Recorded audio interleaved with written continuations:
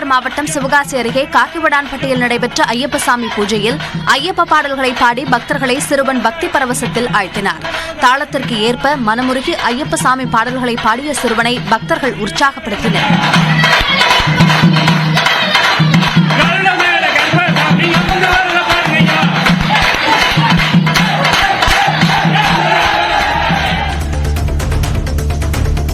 கன்னியாகுமரி மாவட்டம் நாகர்கோவிலில் மண்ணுளி பாம்பு விற்க முயன்ற கேரள மாநிலத்தைச் சேர்ந்த 2 பேர் பிடிபட்டனர்.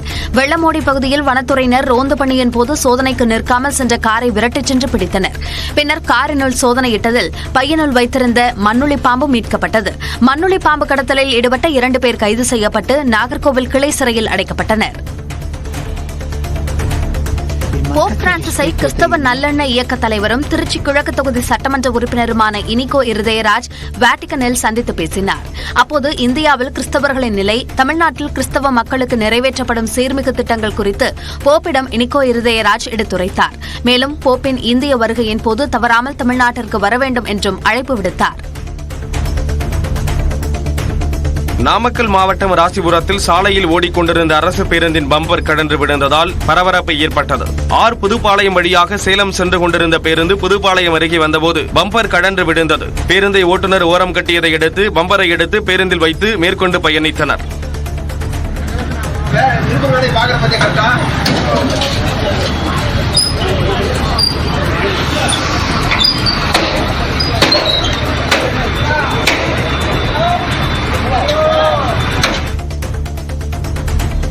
குமாரபாளையம் அருகே 100 நாள் வேலை திட்டத்தில் பணியாற்றும் பெண்களை ஆபாசமாக படம் எடுத்ததாக கூறி பெண்கள் காவல் நிலையத்தை முற்றுகையிட்டு போராட்டம் நடத்தினர். தட்டாங்குட்டை ஊராட்சிக்குட்பட்ட கிழக்கு கரை கால்வாய் பகுதியில் பணியாற்றிய பெண்களை சக பணியாளர் கேசவராஜ் செல்போனில் ஆபாசமாக படம் பிடித்ததாக குற்றம் சாட்டினர். ஊராட்சி மன்ற தலைவர் புஷ்பா தலைமையில் 100க்கும் மேற்பட்ட பெண்கள் காவல் நிலையத்தை முற்றுகையிட்டு நடவடிக்கை எடுக்க வலியுறுத்தினர். PSLV ராக்கெட் மூலம் ஏவப்படும் விண்கலத்தின் முக்கியத்துவம் குறித்து வரைகளின் மூலம் விளக்குகிறார் சிறப்பு செய்தியாளர் அபிநயா.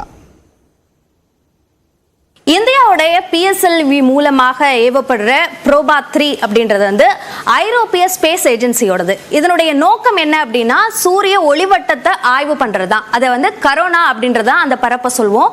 இது சூரியனோட உட்பகுதியை விட இந்த மேற்பரப்புல 1 மில்லியன் டிகிரி அளவுக்கு அதிகமான வெப்பம் இருக்கும். ஸோ ரொம்ப சவாலான ஒரு பணியை தான் இந்த ஸ்பேஸ் கிராஃப்ட் செய்ய போகுது. சரி, இதுல என்ன விஷயங்களை மேல அனுப்புறாங்க அப்படின்னு பார்த்தோம்னா 2 செயற்கைக்கோள்கள் இந்த புரோபா 3 மூலமாக ஏவப்படுது.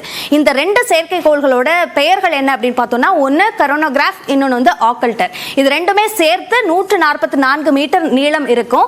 இந்த ரெண்டுமே ஒன்னாக ஏவப்பட்டு மேல சென்று அது 2ஆக பிரிந்து வர்ச்சுவல் கட்டமைப்புல அது செயல்படும் அப்படின்னு சொல்லியிருக்காங்க.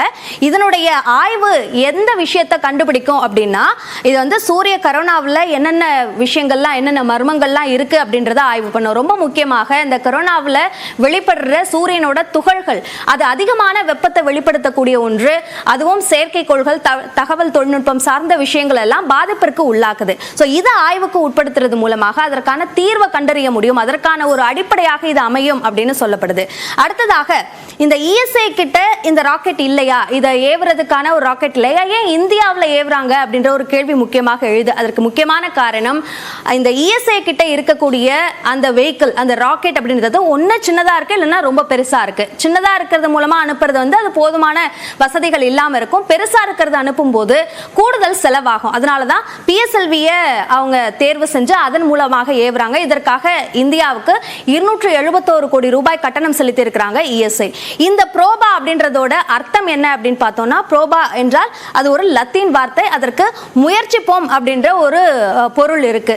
இந்த அடிப்படையில் இந்த ஸ்பேஸ் கிராஃப்டுடைய பணி அப்படின்றது வந்து சூரிய ஆய்வுல மிக முக்கியமான ஒன்றாக செயல்படும் அப்படின்னு கருதப்படுது.